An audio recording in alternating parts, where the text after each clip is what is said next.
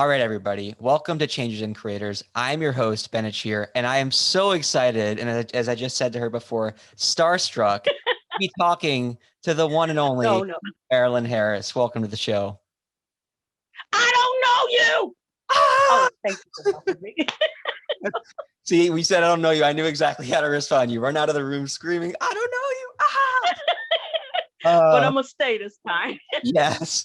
Oh my goodness. So as you can tell, Marilyn Harris is known for playing the iconic Andre's grandmother on the hit television show Victorious, but she is known for so many other amazing things. I'm so excited to have you. Once again, welcome to the Thank you. show. I mean, just to start out, I was watching an interview on your YouTube channel, and you were talking about Mhm. how everybody has a gift and it's something different. And sometimes it takes longer for some people than others to find it. But once you do find it, you've got to go for it. You mentioned you've written books, you sing, and obviously people know you for your roles on television. So I'm very curious for you where your acting journey began and when you knew that this was a talent that you needed to share with the world. My acting journey began with my husband Percy, who's also does videos. He's also an actor, Mhm. and he had been trying to get me to meet with his agent for a while. I was working as a legal secretary in a divorce law firm, Mhm. and I just kept saying, no, no, that's not the thing for me. And then finally, he said something that was so funny. I went to see his agent. He said, "You know what? You need to get paid for all the drama that you're giving me." So, Oh, I love that. yeah, I met with his agent and she signed me up, and it's been on since then. I don't know if it was IMDb or I think it might have been icehousecomedy.com that was talking about your first role. I believe it mentioned The Shield. Now, was that your first Mhm. appearance on TV? That was actually my first appearance, and that's what got me my SAG card. When I auditioned for the role, the director wanted me, but nobody else did because I wasn't SAG.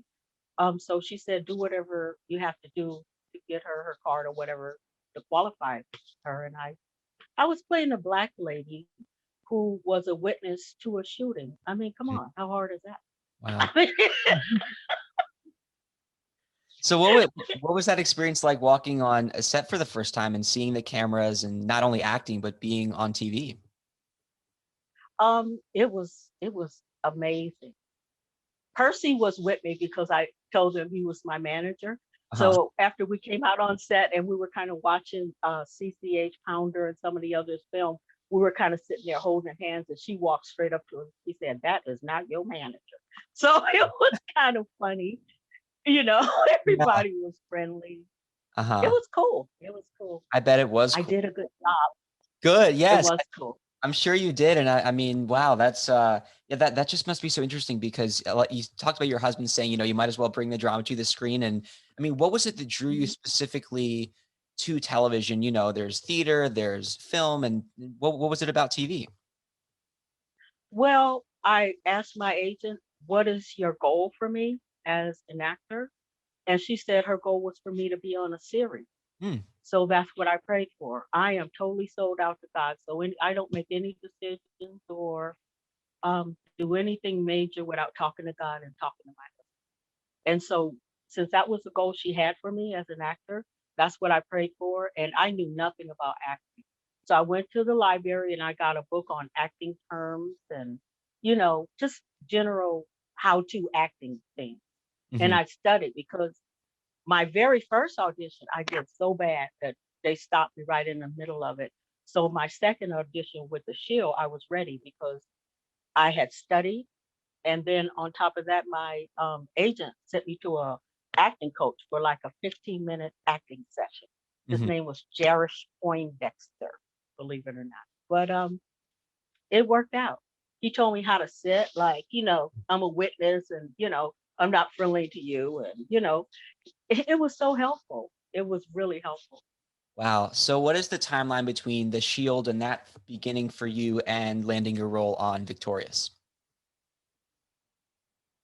Oh God, less than a couple of months. That's what I thought It 'cause it I wasn't remember looking and it seemed like it was pretty soon after. it was. That's amazing. But Yeah. Jesus is my angel. Amen. Amen to that. So So the pilot of Victorious. Now, one thing you'll learn about me is it's probably concerning how much I remember specific dates. And if I'm correct, and this was from research I did months ago, just looking Hmm. up stuff about Victorious, I believe it was February 2009, I think even the 19th that the pilot started shooting for that show.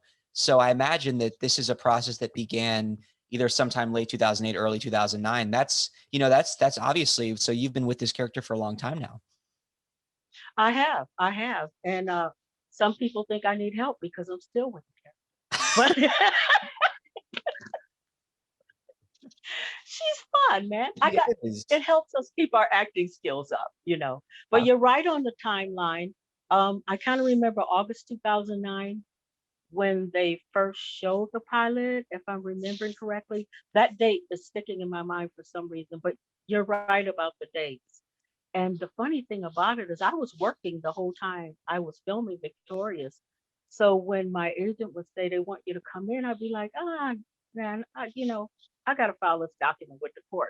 He'd be like, are you crazy?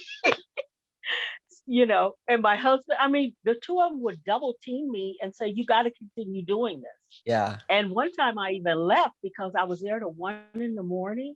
Wow. And I said, I got to go to work in the morning and I'm leaving. And they're calling me and I had forgot to turn my phone on. And Mm. they thought I was just dissing them. And when I finally got in touch with them, they said, we will give you a bump. And I'm like, what is a bump? But they upped my salary if I would come back. So it Wow. worked out. So, Yeah, it's crazy. wow, that is crazy. And going back to that first audition, what was that experience like when you got the role of Andre's grandmother? When I went into audition, there were 19 women there, 19 old Black women. And there was one lady that I recognized. She always wears a wig. And then during her audition, she snatches off the wig and throws it on the ground. And I guess that was working for her. And she was getting booked. And I said, oh, wow. I said, I may not even get this. Why bother? The wig snatcher is here. So I did the audition. I wore like a sailor dress with some Converse tennis shoes. And I was just my usual upbeat self. But I acted like I tripped because he Mhm. kept telling everyone, watch your step. So I decided I was going to act like I tripped on the way out, just, just as a joke because I'm silly. And I don't know if that did it or not, but I got to the second call, which had 10 grandmothers and they wanted us on an examining room table acting like we was afraid of the doctor and they wanted a lot of facial expression. And that's when I got booked after that second.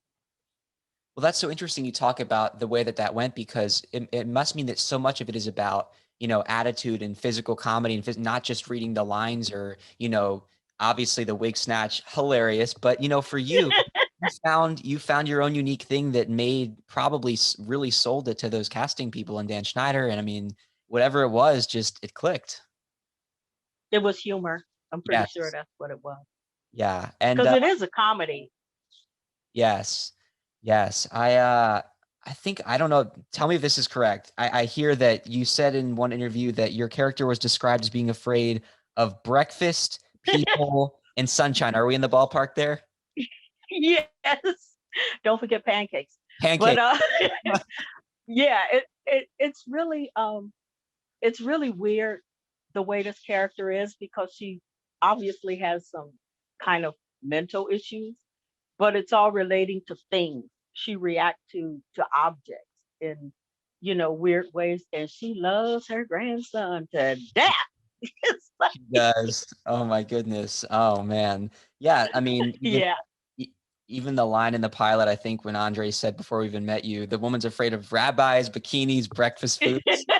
Tori says if she saw a rabbi in a bikini eating a bagel, the woman would burst into Oh, flames. my head would explode. It Oh would just my, go. yes. Well, the first time we saw you on camera was in that auditorium at the showcase, and Oh that was yeah. and Dan saw something in you and just said, "I'm going to bring you back for more episodes." I mean, what do you think it was? Do you think it was just that classic humor and that whatever that signature Andre's grandma personality was? It hooked them right in. I think it was that, but I also think it was the fact that I'm always cooperative.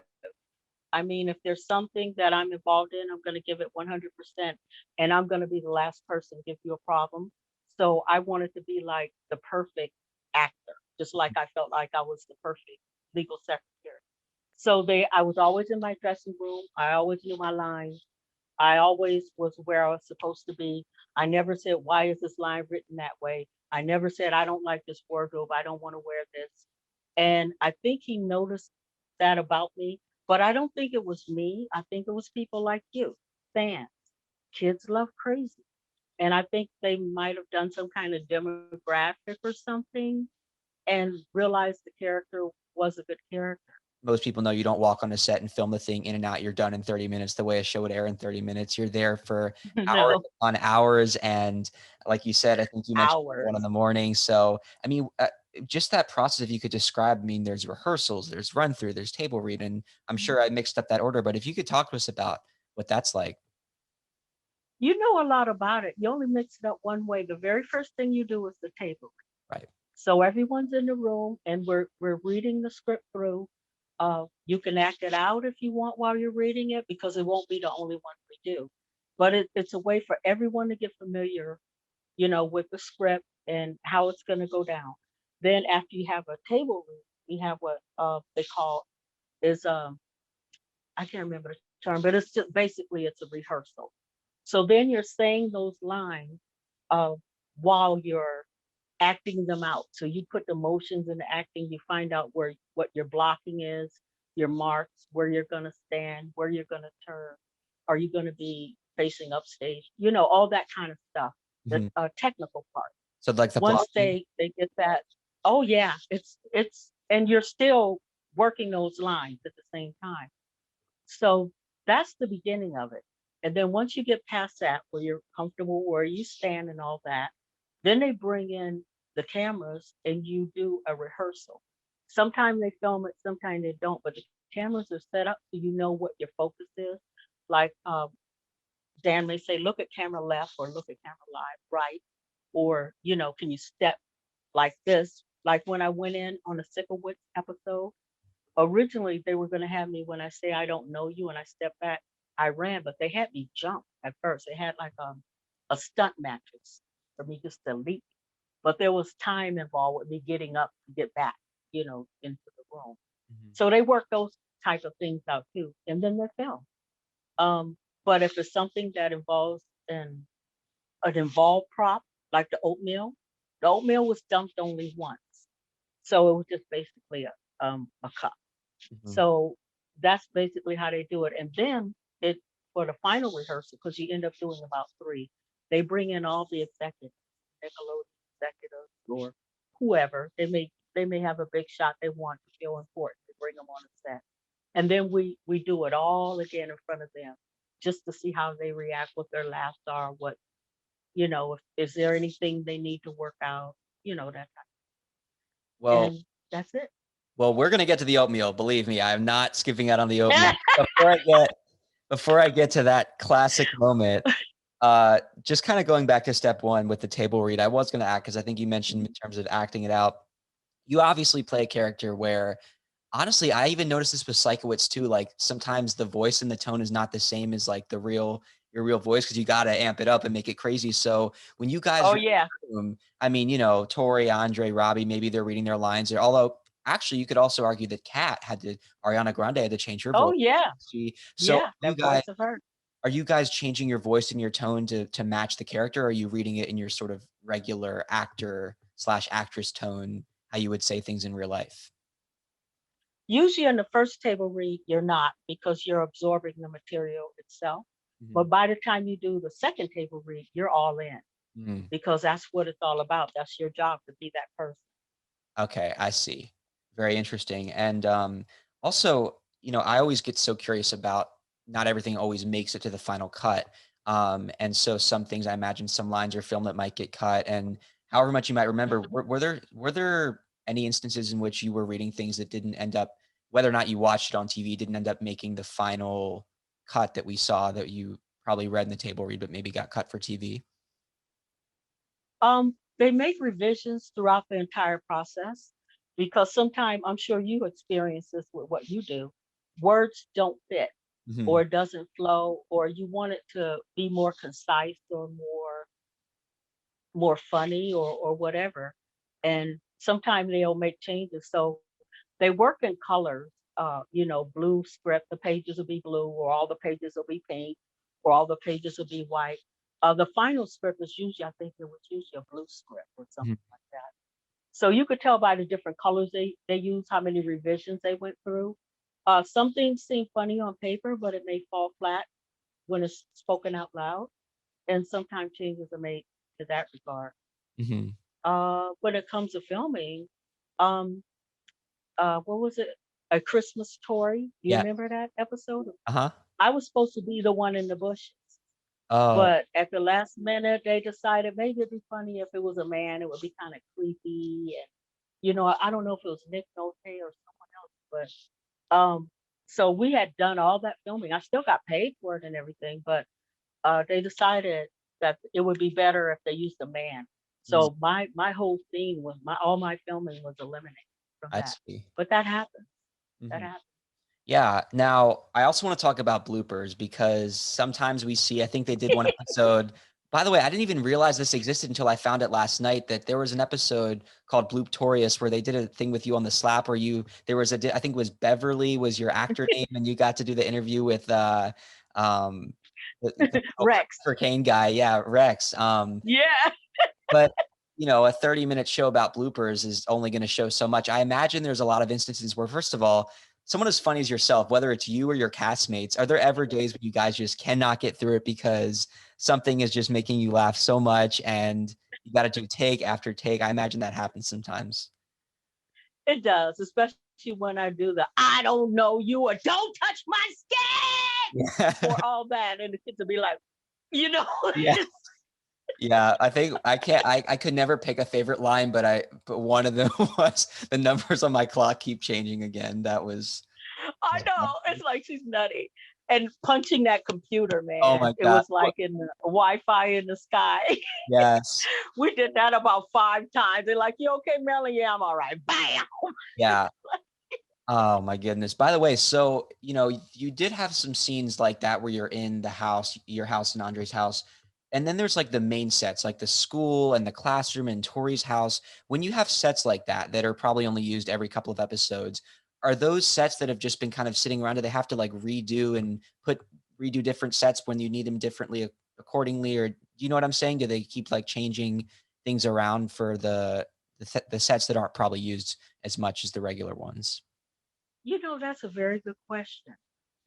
They had their own studio.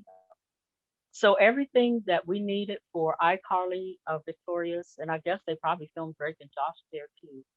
They had everything there. In one corner was the school set up outside, inside the building, and it was huge. It was like on Sunset.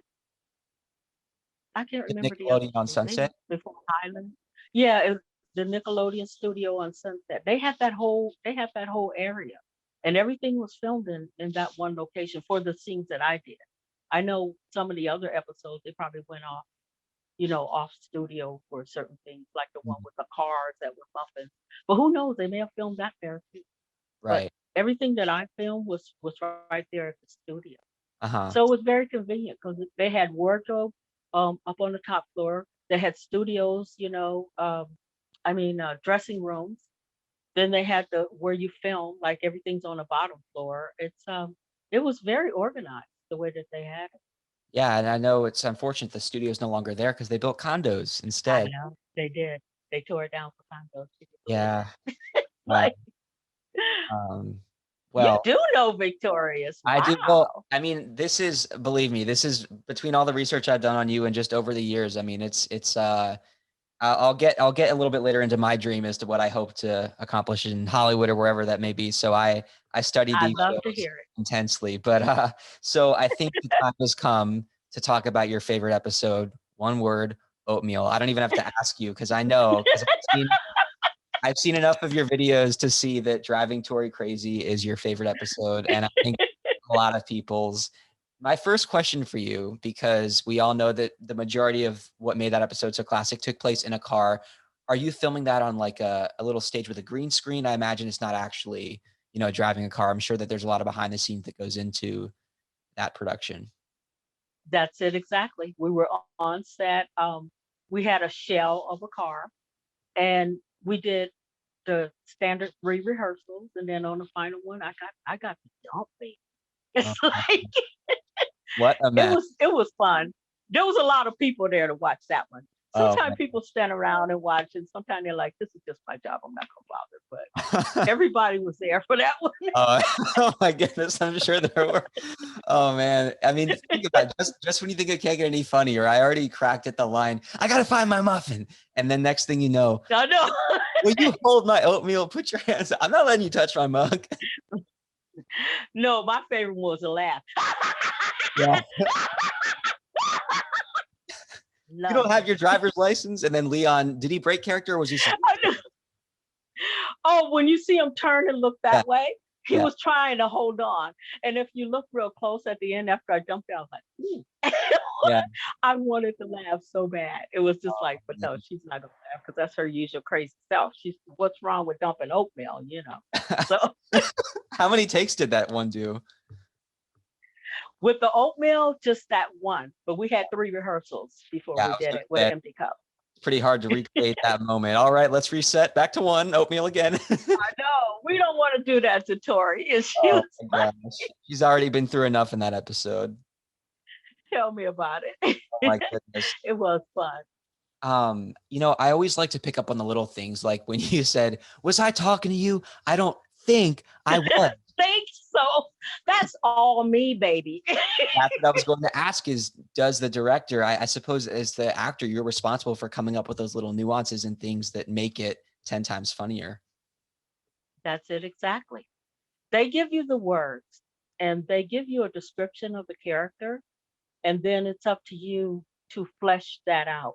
And if you're not giving them what they want, they will let you know. So if you have an idea that, you know, she's crazy, but she's not that crazy. She knows when you're like, talking about her, and she knows when she wants to set you straight.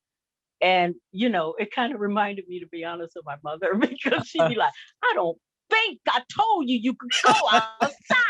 Yeah, Okay. she is sassy. I mean, sometimes you feel bad for her because she's like, she hasn't left the house in 6 years. And now she's like sassing people and psychoing. When Andre tried to convince her he was a pregnant marathon runner, she's like, "You're in so much I trouble." know. And who did that? Okay. Yeah. Like, come on. Did they give you and Leon a backstory as to why he was living with his grandmother as opposed to his parents, or is that just not part of the whole process for the story?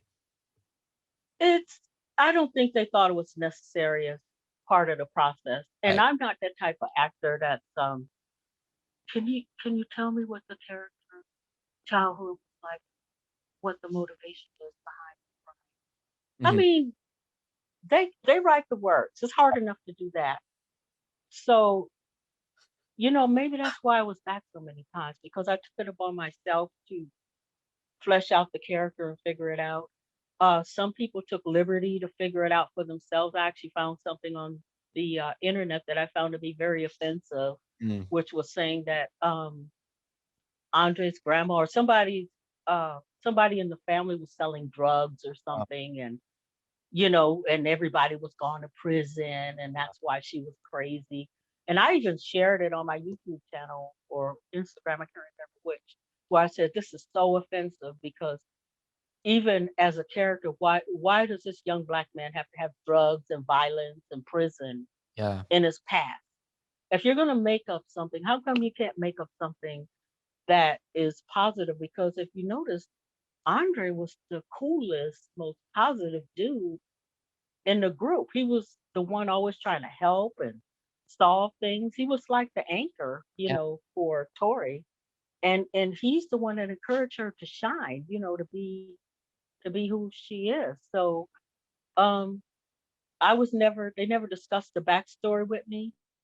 But if I see stuff out there about a backstory that I think is negative, I do address that.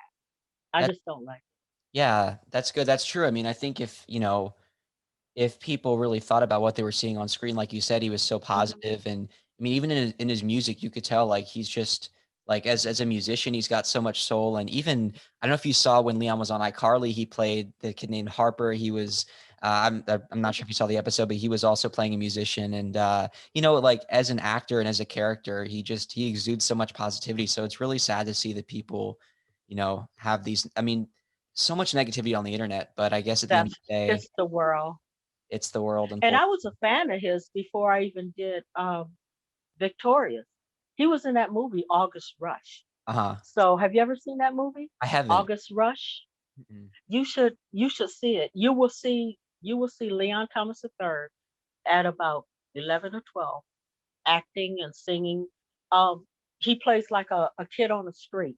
And there's this other little kid named August Rush, this white kid looking for his parents. And it's all about music and connecting and all that type of stuff.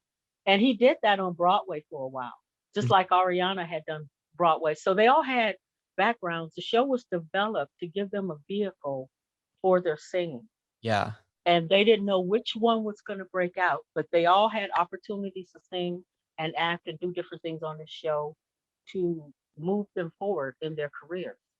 So it was much more to it than the comedy and what the show appears. I mean, look at Ariana Grande. oh yeah, It served its purpose because it was basically a vehicle to showcase all this young talent and give them a chance to move forward, yeah. which is really cool when you think about It really was a unique vehicle, and I've read a lot of places that the reason that the show came on was because they wanted Dan Schneider to make, like, something that was gonna be competitive to Hannah Montana, which was huge at the time, and having an ensemble of it. music kids, which was something that was pretty new, and it really worked well. I mean, you could also say it was like High School It did. Musical, but it really worked. Mhm. It Uh, did. And that's basically the way Hollywood is. If they see something being successful, they copy that formula and they give it a try themselves. So, mhm. and it worked. I have such Mhm. a random question about the I Party with Victoria special, which you were in about, I think, 30 seconds of. I know that really we were like, we're getting serious, and now we're getting back to the laughing, but I think, it's good to have I know you are such a fan. so, okay, Who told you about the party? party Rex told me Rex about it. told me. First of all, okay, so I don't know how much time you spent on set because you were in a small part of it, but we all know about the panda that was running like crazy around Keenan Thompson's Yeah, house. And first of all, it would yeah. have been so funny to see if the panda was chasing Andre's grandma because she would have just been like, I "Where do know. you think you're going?" That's what I thought they were gonna do. I was like, "You're missing a huge opportunity for comedy gold." But do you know who was under Oh, the panda suit? no, I don't. I Mm, really don't. And it's so funny because we were there till 1 in the morning filming that, and that scene where Andre ran out and ran back in. What are you doing here? We did that like maybe 8 times. I felt really bad for him, but because I was just standing there, but he had to run. He had to do all this running and stuff. yeah, But I was never that close to the panda. I would have asked, but I do believe that it was just one of the crew members yeah. because it was one of the crew members that did Rex's voice. Jake Farrow. So it. Hmm. Uh-huh. Oh wow! I No, am so impressed with well, he you. was Whoa! he yeah, no, I mean, so he played Gavin on Drake and Josh, and then he's a writer on so many of the Dan Schneider shows, then he's doing the voice of Rex. So he's very versatile. Wow! I am so impressed with you, young man. Oh, thank you. Wait, so I mean, I don't know if you had any scenes with Rex, but do you know how that worked in terms of did they have somebody reading Rex's lines and then adding the voiceover in later? Was Jake on set? Like, how did that all happen? Oh, he was on set.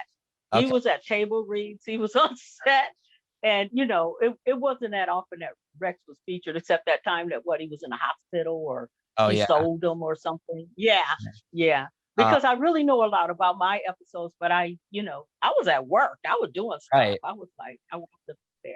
right. Well, I know that you talked about how. Oh wait, hold on. First, I'm getting so many different things really quickly. So we have to go back to table read for a second because I asked about the different voices. Okay. If Jake Farrow is doing the voice of Rex, is he reading it in that Mhm. accent or is he reading it in like his normal voice? Because he Rex has kind of like they call it like an urban thing going on. Is the actor? Yeah, he does. Uh huh. Oh, the actor is Rex. He does it in Right. voice. He does it in character. He's totally, maybe not the very first table read, but everything after that is you're in character. Right.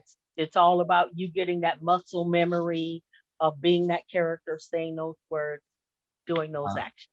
Right.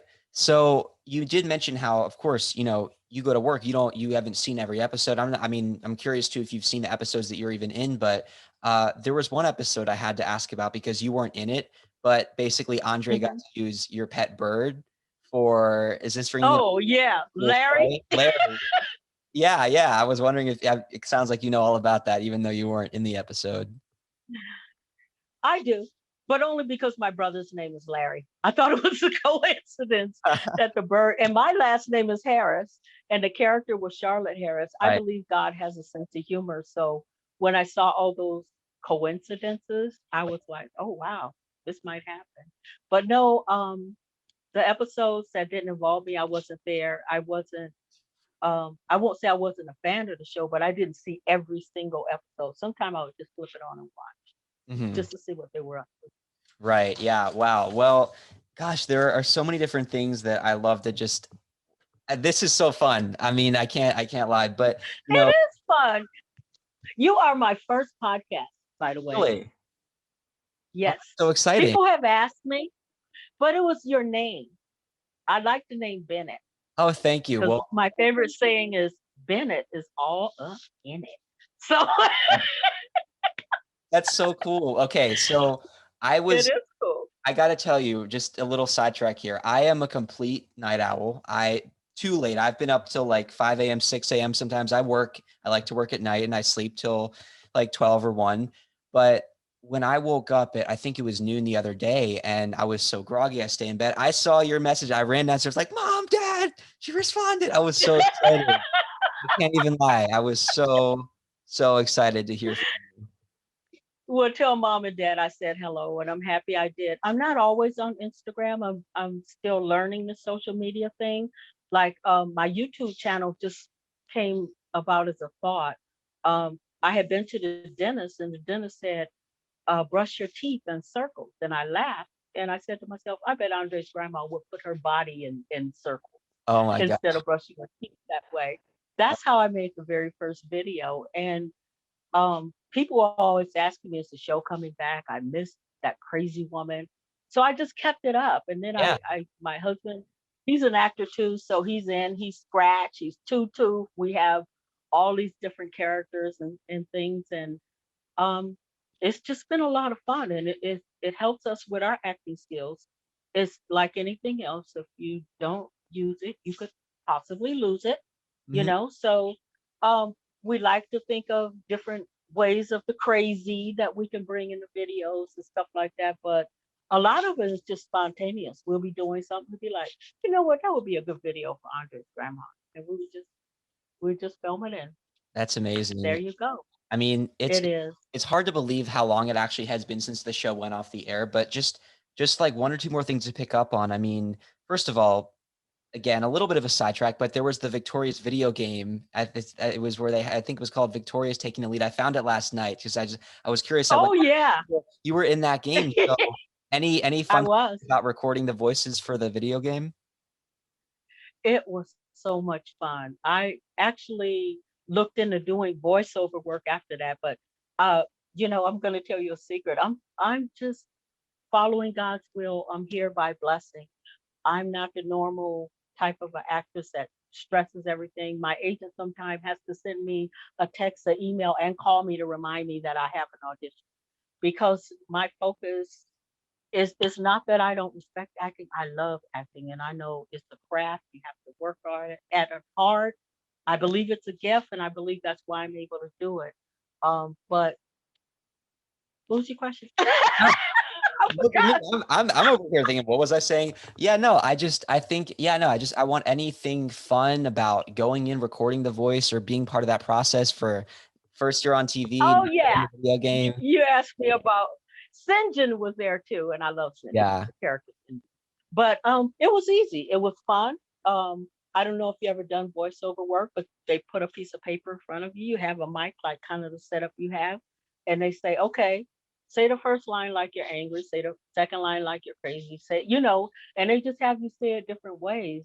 And I guess since I've been so used to working with lawyers and showing them different, oh no, you didn't. attitudes or different things, I was able to put action into words. And I mean, it wasn't that hard. Yeah. I should look It it was fun. It was, I think at least one of the stories was that Andre had to convince you that pear pads weren't alien technology. So Yeah. so Kat was like, just make a fake one. She won't know. So she has to go to the arts and crafts room, make it, cut out the cardboard, make a fake pear pad, and you know, So true. and you're hiding under the bushes. I'm like, this is so accurate. Like, and it's amazing what they've done with this technology, but really fun stuff. Yeah, Um, it is. It and is amazing. one other quick thing to kind of wrap up from the Victorious era is I picked up on something you said in one clip where I think you said it was June 2012 and you were with your husband and there was like a Girl Scout that came up to you and wanted a picture with you. And then she brought 30 more Girl Scouts. And it's just like, if we look at, to kind of tie this into what you're doing today, still with Andre's grandma, that was what, almost 9 years ago. And still to this Hmm. day, once we're out of this pandemic and you can safely take pictures with people, there's going to be everybody swarming up to get a picture with Andre's grandma. So, what is that like to know that not only back then did you have such an impact as the character, but now, like, you're still so popular because of the internet and what you've been able to do with TikTok and YouTube, Instagram. It's pretty amazing. It's very humbling and it is amazing. And I just feel like I'm on a path that God put me on, and I just want to do the best job that I can do. I love everybody. I care about everybody, but I especially love young people. And times are so hard right now for young people.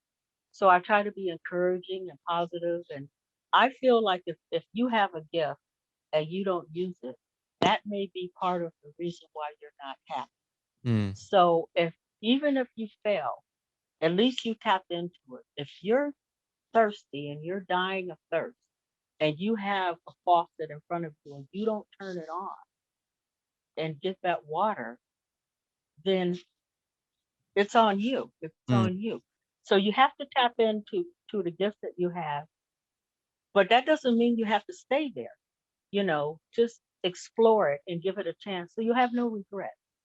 mhm, So that's basically how I try to do acting and life, relationships, all that.